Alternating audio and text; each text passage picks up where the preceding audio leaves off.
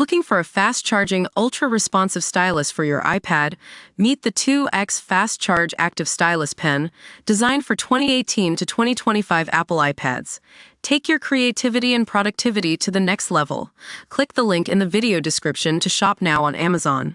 Welcome to Vinzo, where we dive into the world of sports and politics.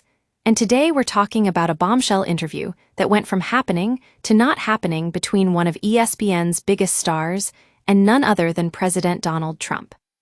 You might recall that Paul Finebaum, the host of SEC Network's The Herd, was reportedly in talks with ESPN to do an exclusive interview with President Trump back in 2019.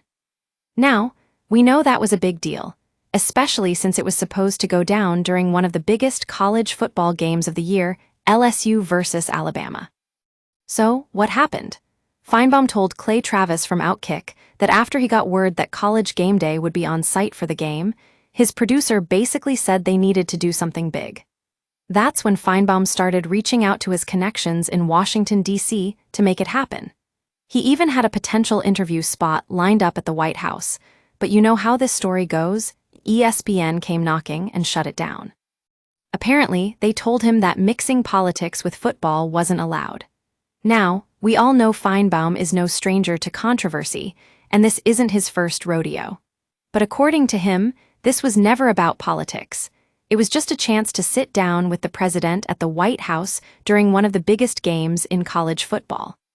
The thing that's got everyone talking now is that this interview had already made headlines before things went sideways. There was even a clip released where Finebaum said he was considering leaving ESPN to run for Senate on the Republican ticket.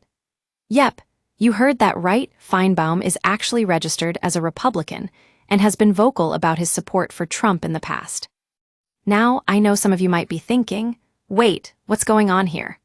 But let me tell you, this story gets even more interesting when you consider that it was during the time of President Trump's first term, and we all know how quickly things can change in politics.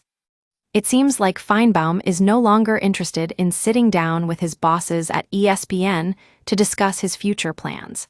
And if there's one thing we've learned from this story, it's that in the world of sports and politics, nothing is ever as straightforward as it seems.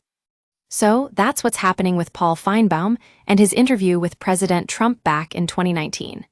It was a potential exclusive that never happened, but one thing's for sure, this is a story we'll be keeping an eye on going forward.